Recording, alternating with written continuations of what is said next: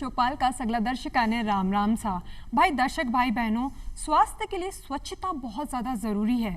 अगर अपने मानसिक रूप में स्वस्थ रहनो है तो अपन अपने मन में जितना भी नकारात्मक विचार है बस सब ने बारे निकालना हो सी, क्योंकि अगर मन स्वच्छ है तो अपन मानसिक रूप में स्वस्थ था। बिल्कुल ई तरीका ही अगर आपने अपने शरीर ने स्वस्थ रखना है तो आपने शरीर के मायने जितना भी विषाणु पदार्थ है बारे निकालना बहुत ज़्यादा ज़रूरी है। और वो काम आपने शरीर के मायने करे है अपना गुर्दा। इन्हें गुर्दा को विशेष रूप में ध्यान रखना बहुत ज़्यादा ज़रूरी है। आज अपन गुर्दा की छोटी मोटी बीमारियों के बारे में तो जाना हाँ, लेकिन इसके प्रति अवेयरनेस की बहुत ज़्यादा कमी है। तो आइए आज की चौपाल के माध्यम से जाना कि गुर्दा रोग काई हैं, गुर्दों की तरीका वो अपने शरीर में काम करे और गुर्दा की कौन कौन सी बीमारियां हैं जिनको इलाज करना बहुत ज़्यादा ज़रूरी है। और इस विषय पे जानकारी देबा खातर आपने सागे पधारा है डॉक्टर पीयूष माथुर जी, जो गुर्दा रोग विशेषज्ञ है। डॉक्टर साहब, आपको हमारे चौपाल कार्यक्रम में बहुत बहुत स्वागत है। डॉक्टर साहब, आप अगर आज आप गुर्दा रोग की बात कर रहे हैं तो आप हमारे दर्शकों ने सब पहले आप बताओ कि गुर्दा को अपने शरीर के मायने काई महत्व है और गुर्दो काई काई काम अपने शरीर के मायने करे है। जी, गुर्दा हमारे शरीर का एक बहुत ही महत्वपूर्ण अंग होता है जिसका काम मुख्यतः शरीर की यानी कि खून की सफाई रखना है। जिस तरीके से हम देखें कि गाड़ियों के अंदर कार्बोरेटर या फिर आरओ जो कि पानी को फिल्टर करने का काम करता है, इसी तरीके से गुर्दे हमारे शरीर में खून की सफाई का काम करते हैं और उस गंदगी को मूत्र यानी पेशाब के ज़रिए बाहर निकालते हैं। ये इसका गुर्दे का सबसे मुख्य काम है। इसके अलावा गुर्दा खून बनाने का काम और अपनी हड्डियों को मजबूत रखने का काम भी करता है। यही वजह है कि हम देखते हैं कि जब गुर्दे की समस्या होती है तो लोगों में खून की कमी हो जाती है। तो ये गुर्दे के बहुत ही इम्पॉर्टेंट काम है, शरीर को साफ रखना, हड्डियों को मजबूत रखना, खून बनाना। इसके अलावा शरीर में नमक और पानी का बैलेंस बराबर रखना। जी डॉक्टर साहब, बहुत बढ़िया जानकारी आप दी और बहुत अच्छो उदाहरण आप दिया हो कि जिस तरीकों फिल्टर आपने पानी ने साफ करे भी तरीकों ही आपने शरीर के मायने जो गुर्दो है आपने खून ने साफ करे और साथ ही आपने नया खून ने भी बनावे है। इसके साथ डॉक्टर साहब एक और चीज़ मैं पूछ चाहूँ कि गुर्दा को संक्रमण जो है वो काई है। गुर्दा रोग संक्रमण यानी गुर्दे के जो रोग जो होते हैं वो बेसिकली दो तरह के होते हैं। एक तो जो अचानक से गुर्दे को कोई नुकसान पहुंचे या जिसको हम कॉमन भाषा के अंदर साधारण भाषा में सीकेडी बोलते हैं, यानी कि गुर्दे जो कि ख़राब हो जाते हैं और धीमे धीमे करके ख़राब होते जाते हैं और अंत में उनको जो है वो डायलिसिस किया और ट्रांसप्लांट की ज़रूरत पड़ती है, उसको हम सीकेडी कहते हैं। तो ये बेसिकली गुर्दे के ख़राब होने का मुख्य कारण जो होता है वो डायबिटीज़ होती है। लंबे समय से अगर किसी को शुगर है और अगर वो कंट्रोल में नहीं है, इसके अलावा उच्च रक्तचाप यानी हाई ब्लड प्रेशर किसी को है, कोई बहुत ज़्यादा दर्द निवारक दवाएं बिना डॉक्टर की सलाह के खाते हैं, कई प्रकार के जो होते हैं वो पथरी की बीमारियां, इन सब वजहों से गुर्दों में संक्रमण हो सकता है और गुर्दे खराब हो सकते हैं। जी, मतलब आप कह सकें कि आपने कोई भी दवाई, खासकर कोई भी दर्द निवारक दवाई खानी है या कोई भी दवाई लेनी है तो आपने डॉक्टर को संपर्क करने की बहुत ज़्यादा ज़रूरी है, क्योंकि बिना डॉक्टर को संपर्क करें आपने कोई भी यानी कि दवाई नहीं लेनी चाहिए जो आपने गुर्दा को संक्रमण को कारण बन सके है। डॉक्टर साहब, माँ का दर्शक जानबो चाहे है कि जो गुर्दा का रोग है इसका लक्षण काई है, क्या ठाप पड़े कि गुर्दा को रोग है। जी, जैसा कि अभी आपने कहा कि गुर्दे की जो भी दर्द की दवाइयाँ हैं, ये आजकल क्या हो गया है कि जहाँ कहीं भी थोड़ा बहुत दर्द हुआ, सर दर्द हुआ, बदन दर्द हुआ, लोग जाकर सीधे दुकान से दर्द की दवाइयाँ खाते रहते हैं और उनकी वजह से उन्हें पता भी नहीं चलता कि कब उनके गुर्दे ख़राब हो गए। तो मेरा दर्शकों से ये निवेदन है कि कोई भी दवाई डॉक्टर की सलाह के बिना नहीं खाएँ।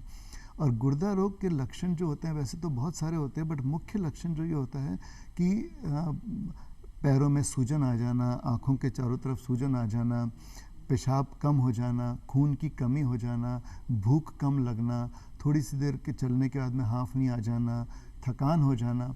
तो ये सारे लक्षण जो हैं, वैसे तो और भी कई बीमारियों में हो सकते हैं लेकिन गुर्दे के रोग में भी यही सारे लक्षण पाए जा सकते हैं। तो वो व्यक्ति जिसको कि अगर मान लो शुगर की बीमारी है या उच्च रक्तचाप है या जो बहुत लंबे समय से दवाइयाँ खा रहा है, अगर उसमें इस प्रकार के लक्षण आने लगे कि पैरों में सूजन आ जाए, मूत्र में झाग आने लगे या खून आने लगे, या जिसको ऑलरेडी पथरी की बीमारी हो, तो उनको इन बातों का ध्यान रखना चाहिए और तुरंत डॉक्टर की सलाह लेनी चाहिए। जी, मतलब डॉक्टर साहब जी कोई ने भी पग में सूजन आ जाए या मूत्र में जलन हो जाए या कोई परेशानी हुई तो डॉक्टर कन जाबा की जरूरत है, आता बता दो। लेकिन डॉक्टर साहब एक और चीज़ अब जी आप बताए हुए कि गुर्दा के महीने पथरी हो जावे, तो गुर्दा का महीने पथरी होने के पीछे का कई कारण है? ये भारत की मतलब अपने यहाँ की बहुत बड़ी समस्या है कि जिस जगह हम रह रहे हैं, जैसे जो राजस्थान, मध्य प्रदेश, ये जो इलाके हैं, यहाँ पर ये इसको हम स्टोन बेल्ट कहते हैं। यहाँ पर लोगों को पथरी की समस्या बहुत कॉमन है। और मैं आपको बताऊं कि पथरी होते ही ज़्यादातर लोग डॉक्टर के जाने के बजाय जो है वो अपने आप से ट्रीटमेंट करने लग जाते हैं। कोई क्या करता है, कोई क्या करता है, सोचते हैं पथरी तो ऐसे ही निकल जाएगी। जागरूकता की बहुत कमी है, बहुत ज़्यादा कमी है। तो क्या होता है कि पथरी कई तरह की होती है और गुर्दे में कई जगह, वो गुर्दे में भी हो सकती है, पेशाब की नली में भी हो सकती है, पेशाब की थैली में भी हो सकती है। कई लोग कहते हैं हमने तो ये दवा ली और पथरी अपने आप निकल गई। बिल्कुल पथरी अपने आप निकल सकती है अगर वो छोटी है। अगर वो छोटी है और पेशाब की नली में है, 5, 7, 8, 10 मिलीमीटर की जो पथरी वो अपने आप बनती है और निकल सकती है। लेकिन अगर पथरी बड़ी है तो वो फिर नहीं निकलती है और वो गुर्दे में रहती है। थोड़े टाइम बाद में उसके लक्षण भी नहीं आते हैं। पेशेंट समझता है कि भाई हमने तो दवा ले ली और हमारे तो अब लक्षण भी नहीं है, दर्द भी नहीं है, बिल्कुल ठीक हो गया। बट वो पथरी अंदर ही अंदर पेशेंट के गुर्दे को ख़राब करती रहती है और एक दिन हम देखते हैं कि गुर्दा जो है वो ख़राब हो चुका है। बिल्कुल तो डॉक्टर साहब, मेरा दर्शकों से, अपने चौपाल के सभी भाई बहनों से ये अनुरोध है कि जब कभी भी पथरी की बीमारी हो तो डॉक्टर को ज़रूर दिखाएं और उनकी सलाह अवश्य लें। अपने आप से उसका ट्रीटमेंट नहीं करें। जी डॉक्टर साहब, बहुत सही बात आप बताइए कि जागरूकता की वास्तव में बहुत कमी है। अपन गाँव में भी देखा कि अरे पथरी होगी, ठीक है अगले महीने इलाज करा ले, चलो भी वहाँ अगले, जब तक बहुत ज़्यादा परेशानी नहीं हो जाए, जब तक डॉक्टर कन जावे ही को नहीं, तो वो इलाज कराना बहुत ज़्यादा ज़रूरी है। नहीं आपने गुर्दा के ऊपर बहुत गंभीर बीमारियां हुआ को खतरा हो सके, गुर्दा खराब हो सके, ये कोई इलाज जो है वो की तरीका हुआ है डॉक्टर साहब? गुर्दे की पथरी का इलाज कई तरह से होता है। जैसे मान लीजिए छोटी पथरियां हैं तो हम उनको दवाइयों से भी बाहर निकाल सकते हैं। पथरी अगर बड़ी है और पेशाब की थैली में अटक गई है, तो पेशाब की नलकी में अगर अटक गई तो उसमें तार डाल करके रास्ता खोल देते हैं और उस पथरी को फोड़ करके बाहर निकाल लेते हैं। पथरी अगर गुर्दे के अंदर है, बड़ी है, तो हम उसको वो शॉक वेव दे करके उसको तोड़ करके उसको ही बाहर निकाल सकते हैं। सो पथरी का इलाज तो बहुत अच्छा है, लेकिन होता क्या है कि लोग कराते नहीं हैं, इसलिए गुर्दे खराब हो जाते हैं। जी डॉक्टर साहब, जो लोग पथरी को इलाज समय पे को नहीं करावे, बाने कई कई परेशानियां हो सके, इसके बारे में आप बताओ। पथरी का इलाज नहीं कराएं तो गुर्दे खराब हो सकते हैं, गुर्दे में सूजन आ जाती है, गुर्दा काम करना बंद कर देता है और शरीर में जो मैंने आपको लक्षण बताया, भूख कम लगना, कमजोरी आना, खून कम हो जाना, ये सब आ सकते हैं। और अगर सही समय पर इलाज नहीं कराया और पथरी ने गुर्दा खराब कर दिया तो डायलिसिस की नौबत भी आ सकती है। जी डॉक्टर साहब, अगर कोई व्यक्ति का गुर्दा खराब हो जावे तो बिन कौन कौन सी बातों को ध्यान रखना पड़े? गुर्दे अगर मान लीजिए खराब हो जाते हैं तो सबसे पहले तो खराब होने से बचना हमें देखना चाहिए कि गुर्दे हमारे खराब ही ना हो, या हम गुर्दे की बीमारियों से कैसे बच सकते हैं। तो पहले मैं आपको ये बताता हूँ कि हम उससे बच कैसे सकते हैं, फिर अगर हो जाए तो हम क्या कर सकते हैं। तो गुर्दा रोगों से बचने के लिए सबसे इम्पॉर्टेंट है, क्योंकि गुर्दा रोग खराब होने का सबसे मुख्य कारण होता है वो डायबिटीज़ होता है। 100 में से 40-50 लोगों के गुर्दे डायबिटीज़ की वजह से ही खराब होते हैं। तो सबसे इम्पॉर्टेंट है कि अपनी डायबिटीज़ को, अपनी ब्लड शुगर को कंट्रोल में रखना, उसको जो है वो नियंत्रित रखना, अपनी शुगर को। इसके अलावा अपने ब्लड प्रेशर को यानी रक्तचाप को कंट्रोल में रखना, कोई भी दर्द की दवाइयाँ नहीं खाना, खूब पानी पीना, नमक कम खाना। एक और इम्पॉर्टेंट बात जो बहुत लोग नहीं समझते वो है बीड़ी पीना या सिगरेट पीना। बीड़ी पीना, तंबाकू खाना, सिगरेट पीना, इन सब से भी जो स्मोकिंग जो होता है, धूम्रपान जो होता है, वो गुर्दों को खराब कर सकता है। जी। तो वो हमारे भाई बहनों को उसकी आदत छोड़नी चाहिए अगर वो स्मोकिंग या धूम्रपान करते हैं तो। इसके अलावा दर्द की दवाइयाँ, ये सारी चीज़ें बाज़ार से ख़रीद करके नहीं लेनी चाहिए। अगर हम इन सब चीज़ों को अवॉइड करते हैं, यानी कि बीपी को कंट्रोल में रखते हैं, शुगर को कंट्रोल में रखते हैं, दर्द की दवाइयाँ नहीं खाते हैं, नमक कम खाते हैं, पानी खूब पीते हैं, धूम्रपान नहीं करते हैं, तो ये सब तरीके हैं जिनसे हम अपने गुर्दों को स्वस्थ रख सकते हैं। जी, मतलब आप कह सका कि भाई आपा ने अगर आपने गुर्दा ने स्वस्थ रखना, अपना गुर्दा खराब ही नहीं हो, इसके लिए खासकर जो भी शुगर का जो भी मरीज है, बीपी का जो भी मरीज है, बने समय समय पर आपको जो डेली रूटीन चेकअप है वो कराना दोबारा बहुत बात ज़्यादा है, ज़रूरी है। जी। खासकर पानी बहुत ज़्यादा पीनो चाहे, क्योंकि पानी बहुत ज़्यादा पीवे तो गुर्दा बिया भी ठीक रहेला। रहेला। डॉक्टर साहब बहुत बढ़िया जानकारी आप दी। इसके अलावा मका दर्शक एक और जानकारी आप चाहे कि आपनो खान पान की तरीके को होना चाहे कि अपना गुर्दा खराब ही नहीं हुए, स्वस्थ रहे। ये आपका बहुत ही अच्छा सवाल है, क्योंकि इसके बारे में इतनी भ्रांतियां हैं कि गुर्दा रोग मरीज को ये नहीं खाना चाहिए, वो नहीं खाना चाहिए, मगर गुर्दा रोगियों को ये कुछ बातों का ध्यान रखना पड़ता है। लोग कहते हैं कि भाई गुर्दा रोगियों को जो है वो, हमारे पास जो ही पेशेंट आता है वो कहता है साहब हमारी दालें बंद हो गई है, हमारी पत्ते की सब्जियां बंद हो गई है, बीज की सब्जियां बंद हो गई है। ऐसा नहीं है। गुर्दा रोगियों को प्रोटीन खाना चाहिए, मगर नॉर्मल से थोड़ा सा कम खाना चाहिए। तो वो अपना जितना नॉर्मल प्रोटीन इंटेक है वो ले सकते हैं। घर में बना हुआ सादा खाना, सात्विक खाना, दाल रोटी सब्जी खा सकते हैं, बशर्ते एक्सेस बहुत ज़्यादा प्रोटीन की मात्रा नहीं खानी है, यानी नॉन वेज आइटम्स नहीं खाने, बाकी खाना खा सकते हैं। नमक गुर्दा रोगियों के लिए जहर होता है, नमक बहुत कम खाना चाहिए उन लोगों को। इसके अलावा अपनी बीपी और शुगर की दवाइयों को बराबर से लेना चाहिए। तो खान पान के अंदर इम्पॉर्टेंट बात यह है कि कोई भी ऐसी वस्तुओं का सेवन ना करें जो कि गुर्दे को नुकसान पहुंचा सकती है, जैसे कि बहुत ज़्यादा नॉनवेज, बहुत ज़्यादा आजकल बाज़ार में मिलने वाले जो पैकेट फूड्स होते हैं, ये सब नहीं लेने चाहिए। बहुत ज़्यादा कोल्ड ड्रिंक्स नहीं पीनी चाहिए। तो ये सारी चीज़ें गुर्दा रोगियों के लिए अच्छी नहीं होती है। जी, मतलब अगर कोई ने गुर्दा को रोग हो गया तो बिना शाकाहारी खाणों है, साफ सफाई के साथ रहना है, और खैर तंबाकू और जो भी धूम्रपान है आऊँ तो खास कर दूर रहना है। और एक साथ डॉक्टर साहब जो आप बताओ कि बीज भी खा सके, कोई भी बीजदार सब्जी या जो भी सीड्स वगैरह आवे वे खा सके, वो खा सकते हैं साहब, अपने डॉक्टर की सलाह लेकर के वो भी खा सकते हैं। उनमें क्या होता है कि जैसा कि हम देखते हैं खाद वगैरह में फास्फोरस होता है, ऐसे इन चीज़ों में थोड़ा सा फास्फोरस की मात्रा ज़्यादा होती है। अगर आपका फास्फोरस नॉर्मल है तो ये भी खाया जा सकता है। अगर वो बहुत ज़्यादा है तो डॉक्टर आपको मना करेंगे, अदरवाइज नॉर्मली आप खा सकते हैं। मतलब आपने जो भी खान पान करना है वो डॉक्टर साहब की सलाह के बाद ही लेना है। ठीक है डॉक्टर साहब, एक और जानकारी आप चाहवा हाँ कि जी हाँ, मतलब जो गुर्दा रोग जो है वो आनुवंशिक भी हुआ है? कुछ गुर्दा रोग आनुवंशिक भी होते हैं, जैसे कि परिवार में चलते हैं, उनको हम सिस्टिक डिजीज़ कहते हैं, यानी पॉलीसिस्टिक किडनी कहते हैं। वो एक काफ़ी सामान्यतः देखने को मिल जाती है।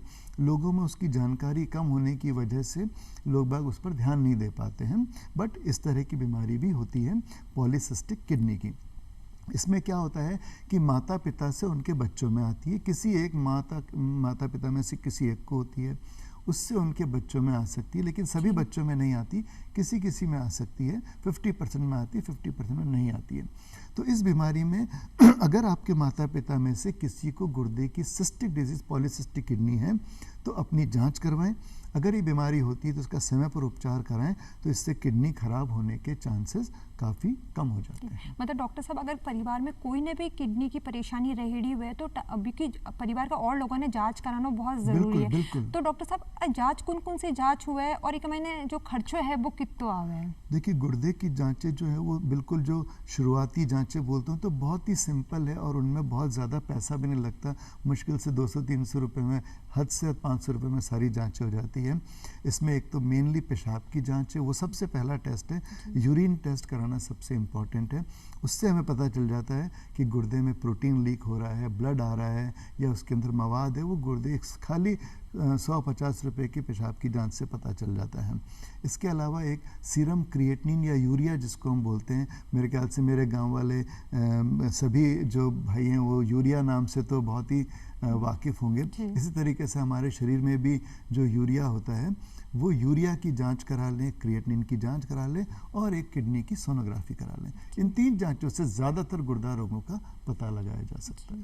डॉक्टर साहब, अगर शरीर के महीने गुर्दा खराब हो गया तो शरीर के बाकी अंगों पे भी इसको कितना प्रभाव पड़ा है? जी, जिस तरीके से खून सभी बॉडी के, शरीर के सभी अंगों से जाता है और गुर्दे उसको फिल्टर करते हैं, अगर फिल्टर करने वाला ऑर्गन ही खराब हो गया है, अंग ही खराब हो गया गया है, वही काम नहीं कर रहा, तो ये खून की जो गंदगी है वो सारे अंगों में जा रही है और वो शरीर के लगभग सभी अंगों पर अपना असर डाल सकती है। हार्ट को कमज़ोर कर सकती है, दिमाग पर असर डाल सकती है, आँखों को कमज़ोर कर सकती है, भूख कम लग सकती है, आंतों को कमज़ोर कर सकती है। तो लगभग सभी चीज़ों पर किडनी की बीमारी असर डाल सकती है। ब्रेन पे डाल सकती है, आपको स्ट्रोक हो सकता है, हार्ट पर डाल सकते हैं, हार्ट अटैक हो सकता है। तो ये जब फिल्टर ही ख़राब है तो खून ही गंदा है, तो गंदा खून तो शरीर के किसी भी अंग को ख़राब कर सकता है। जी बिल्कुल डॉक्टर साहब, अगर कि गुर्दा अगर ख़राब है तो तुरंत जर इलाज कराना बहुत ज़्यादा ज़रूरी है, नहीं शरीर का बाकी अंग भी ख़राब हो सके। बहुत बढ़िया बात आप बताइए कि जब शरीर को फिल्टर ही ख़राब हो जासी तो शरीर के बाकी अंगा पर भी बिको बुरो असर पड़सी। इके साथ डॉक्टर साहब आप जब भी गुर्दा प्रत्यारोपण की बात करा हाँ तो जिया लोग डर सा जावे है कि भाई गुर्दा प्रत्यारोपण की तरीकाओं करावा काई करना, तो गुर्दा प्रत्यारोपण काई है और वहाँ का दर्शक जान बचावे है। ओके, गुर्दा प्रत्यारोपण से पहले मैं आपको थोड़ा सा डायलिसिस के बारे में बताना चाहता हूँ, क्योंकि वो उसके बाद की स्टेज प्रत्यारोपण है।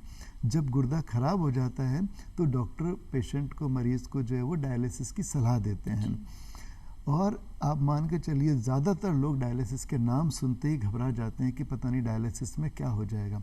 लेकिन मैं हमारे दर्शकों को ये बताना चाहता हूँ कि डायलिसिस में किसी प्रकार का दर्द नहीं होता है। लोग समझते हैं कि खून बाहर निकाल दिया जाता है, खून बिल्कुल शरीर के बाहर आता है। एक फ़िल्टर होता है, चूँकि हमारा अपना खुद का फ़िल्टर काम नहीं कर रहा तो हम एक आर्टिफिशियल फ़िल्टर के ज़रिए उस खून को साफ़ करते हैं और वापस शरीर में भेज देते हैं। और मेरा यकीन मानिए डायलिसिस के बाद में पेशेंट काफ़ी रिलीफ महसूस करता है। लेकिन डॉक्टर साहब जी जो डायलिसिस है इसके बारे में कि अगर एक बार व्यक्ति डायलिसिस करा लियो तो क्या दोबारा हमेशा ज़िंदगी भर पर डायलिसिस करवाना पड़से? जी, ये भी एक बहुत बड़ी भ्रांति है। देखिए, गुर्दा दो तरीके से ख़राब होते हैं। एक तो परमानेंटली ख़राब हो गया, जो कि जैसे डायबिटीज़ या ब्लड प्रेशर की वजह से परमानेंटली ख़राब हो गया तो उनको हर सप्ताह में 2 बार डायलिसिस कराना पड़ेगा। कई बार ऐसा होता है कि हमारे गुर्दे टेम्पररीली यानी कि थोड़े से समय के लिए ख़राब होते हैं, उनका वो थोड़े समय के लिए काम करना बंद कर देते हैं। उसके कई कारण हो सकते हैं, जैसे मलेरिया की वजह से ख़राब हो सकता है, जैसे शरीर में कोई इन्फेक्शन हुआ तो उसकी वजह से ख़राब हो सकता है, अभी जैसे इतना कोरोना चला उसकी वजह से भी गुर्दा ख़राब हो सकता है। लेकिन जब ये बीमारियां ठीक होती है तो गुर्दा भी ठीक हो जाता है। तो जब तक गुर्दा ठीक नहीं हो जाता तब तक खून को तो साफ़ रखना पड़ेगा, क्योंकि फ़िल्टर कोई तो करेगा। तो हम डायलिसिस की मशीन से खून को फ़िल्टर करते हैं। तो ऐसे समय क्या होता है कि जब हम फ़िल्टर कर रहे हैं, जैसे ही गुर्दा ने दोबारा काम करना शुरू किया, हम अपना डायलिसिस की मशीन हटा देते हैं और पेशेंट को डायलिसिस की ज़रूरत नहीं पड़ती है। तो इसलिए डायलिसिस इनमें टेम्पररी होता है, यानी कि थोड़े समय के लिए करना पड़ता है। लेकिन डॉक्टर साहब जी कोई डायलिसिस करवा रहे हो, मान लो एक व्यक्ति जिसका गुर्दा खराब हो गया और भी को डायलिसिस चल रहे तो बिन के आप जी सुनवा में आवे कि भाई वो जो खान पान हुआ है बिन तुरंत जो भी खानों बने वो ही देना पड़े? नहीं, ऐसा नहीं है। बल्कि जिनका डायलिसिस चल रहा होता है उनको ये एक और बात है कि जो पहले जिन लोगों ने अपनी दालें और अपने पत्ते की सब्जी वो सब बंद कर रखी है, वो डायलिसिस पर भी बंद कर देते हैं। ऐसा कभी नहीं करना चाहिए। डायलिसिस रोगियों को प्रोटीन की मात्रा हमसे और आपसे ज़्यादा खानी पड़ती है। उनको डाइट का अच्छे से ध्यान रखना पड़ता है, क्योंकि डायलिसिस में प्रोटीन की कमी हो जाती है। डायलिसिस मशीन से प्रोटीन बाहर निकल जाता है, तो ऐसे में जो है हमें अच्छी डाइट डायलिसिस रोगियों को देनी पड़ती है। तो प्लस जो है डायलिसिस बराबर रेगुलर कराना पड़ता है, उससे पेशेंट अच्छा महसूस करने लग जाता है। जी, तो डॉक्टर साहब जी अभी आप गुर्दा प्रत्यारोपण की बात कर रहे हैं, तो गुर्दा प्रत्यारोपण कब करवाने की ज़रूरत पड़े अगर एक व्यक्ति डायलिसिस पे चल रहे है तो? जब पेशेंट की गुर्दे पूरी तरीके से ख़राब हो जाएं, जब डॉक्टर सलाह दे कि भाई अब इनको गुर्दा डायलिसिस कराना पड़ेगा या गुर्दा प्रत्यारोपण कराना पड़ेगा, तभी गुर्दा प्रत्यारोपण यानी किडनी ट्रांसप्लांट करा लेना चाहिए। गुर्दा प्रत्यारोपण एक बहुत ही सक्सेसफुल यानी एक बहुत ही सफल ऑपरेशन होता है और इसके ज़रिए पेशेंट को, मरीज़ को, गुर्दा रोगियों को एक नया जीवन मिल जाता है। 100 में से 90 से 95% लोगों को ट्रांसप्लांट के बाद में, गुर्दा प्रत्यारोपण के बाद में दिक्कत नहीं आती है। 5 से 10% लोगों को दिक्कत आ सकती है और वो दिक्कत कुछ भी हो सकती है। लेकिन अगर हम उसका सफलता देखें तो लगभग 85-90%, 95% तक गुर्दा प्रत्यारोपण एक सफल प्रक्रिया होती है। डॉक्टर साहब, वहाँ का दर्शक एक और बात जानना चाहे कि जी हाँ गुर्दा प्रत्यारोपण जो है के लिए किडनी जो है हॉस्पिटल में आसानी मिल जावे? जी, ये एक बहुत ही अच्छा सवाल है और बड़ा, इसको मैं कहूँगा बड़ा मासूमियत वाला सवाल है, जो कि हमारे साथ में हमारे पेशेंट्स, रोगी पूछते हैं कि साहब गुर्दा बदलवाते हैं, कहाँ मिल जाएगा? तो गुर्दा ऐसा नहीं होता है कि बाज़ार में मिल जाता है या अस्पताल के अंदर रखा होता है और हम लगा देते हैं। तो गुर्दा तो जो है वह अपने परिवार में से ही किसी को देना पड़ता है, जिसका ब्लड ग्रुप मरीज के, रोगी के ब्लड ग्रुप से अगर मैच करता है तो उसको अपना गुर्दा अपने परिचित को देना पड़ता है, उससे ही किडनी मिल जाती है। इसके अलावा हाँ, जो जिन पेशेंट्स की, जैसे हम देखते हैं कि ब्रेन डेड कोई पेशेंट होता है जिसको हम कैडेवर ट्रांसप्लांट कहते हैं, उसमें क्या होता है कि जिन लोगों की एक्सीडेंट की वजह से या किसी और वजह से जिनका ब्रेन डेड हो गया है, वो अपना अंग दान कर सकते हैं और वो अपनी किडनी किसी गुर्दा रोगी को दे सकते हैं। मगर मैं यहाँ बहुत ही अफसोस के साथ आपको बताना चाहता हूँ कि ये हमारे देश के अंदर बहुत कम होता है। अगर ये होने लग जाए और लोगों में जागरूकता आ जाए तो हमारे देश में से कई लाख गुर्दा रोगियों को गुर्दे मिल जाएंगे और उनका जीवन बच जाएगा। मगर हमारे समाज में कुछ इस तरह का होता है कि जब ब्रेन डेड पेशेंट होता है तो वो आपको, मैं आपकी जानकारी के लिए बता दूं, कम से कम 8 लोगों को जीवन दे सकता है जी। वो अपना हार्ट, अपनी आँखें, अपने लंग्स, अपने गुर्दे, अपने पैनक्रियाज, अपनी आंतें जिन लोगों की खराब है उनको दे सकता है जी। तो मगर जागरूकता के अभाव में लोग नहीं देते हैं और कई लोग बिना किडनी या बिना अंग के ट्रांसप्लांट के अपने जीवन से हार जाते हैं जी। डॉक्टर साहब, जिसको भी वो गुर्दा प्रत्यारोपण हुई है, वो आपने जो जिंदगी है आगे की, वो साधारण तरीकों आराम वो जी सके? बिल्कुल साहब, बहुत ही आराम से जी सकते हैं। लोगों को ये भय रहता है कि किडनी ट्रांसप्लांट के बाद में, गुर्दा प्रत्यारोपण के बाद में कोई बंद कमरे में रहना पड़ता है, लोगों से नहीं मिल सकते हैं, काम पर नहीं जा सकते हैं, जो कि बिल्कुल गलत धारणा है। मोस्टली हम लोग गुर्दा जिसका ट्रांसप्लांट होता है उसको हफ्ते भर में तो अस्पताल से डिस्चार्ज कर देते हैं और वो 2 या 3 महीने के बाद में अपने काम पर जा सकता है, अपना कामकाज कर सकता है और अपनी लाइफ को जैसे पहले जी रहा होता है वैसे ही जी सकता है। बस कुछ दवाइयाँ उसको ज़िंदगी भर के लिए लेनी पड़ती है, कुछ थोड़ी बहुत सावधानियाँ रखनी पड़ती है, जैसे कि बाहर का नहीं खाना या कोई भी ऐसी चीज़ें नहीं खाना, कोई भी दवाइयाँ बिना सलाह के नहीं लेना। बाकी अपने काम काज में उनको कहीं कोई दिक्कत नहीं आती है। मतलब आप कह सका हाँ कि जी को भी गुर्दा प्रत्यारोपण हुए है वो आपकी जो जिंदगी है बस साधारण और आराम हो जी सके। बस कुछ बातों को खास ख्याल रखने की ज़रूरत है। सब पहले साफ सफाई को, कोई भी दवाई या कुछ भी खानो है तो सब पहले डॉक्टर को सलाह कराए और बाहर को कोई भी खानो है वो आपने नहीं खानो है, अवॉइड करना है और जो घर को बने खानो है वो ही खानो है। इसके अलावा डॉक्टर साहब जी हाँ, गुर्दों संबंधित और कौन सी बीमारियां जो है वे है? गुर्दे के मतलब जो और बीमारियां जो जैसे मैंने बताया, मुख्य तो डायबिटीज़ यही होता है, फिर स्टोन, पथरी की वजह से हो सकता है। इसके अलावा गुर्दे में एक और जो बहुत इम्पॉर्टेंट बात है वो ध्यान रखने की ये होती है कि ज़्यादातर गुर्दा रोगी जो होते हैं वो अपने इलाज को बीच में कहीं ना कहीं पर छोड़ देते हैं। उनको लगता है कि हम जो है वो वैसे ही ठीक हो जाएंगे और अपना इलाज बीच में। तो मैं चाहता हूँ कि दर्शकों से निवेदन करना चाहता हूँ कि अपना इलाज बीच में नहीं छोड़ें और गुर्दा रोगी बहुत अच्छे से जीवन बिता सकते हैं। ऐसा नहीं है कि डायलिसिस पर भी मरीज़ नहीं जी सकता है, डायलिसिस पर भी कई मरीज कई सालों तक आराम से जी सकते हैं और अपना जीवन बिता सकते हैं।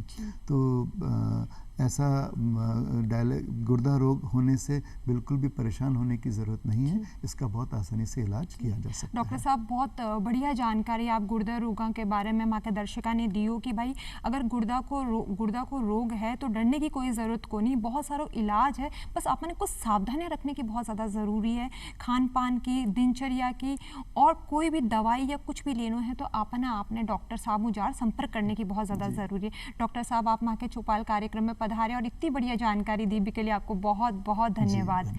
ग्रामीण भाई बहनों, आज की चौपाल में बस इतना ही। फिर मिलशा एक नई चौपाल में एक नए विषय के साथ। तब तक के लिए राम राम सा।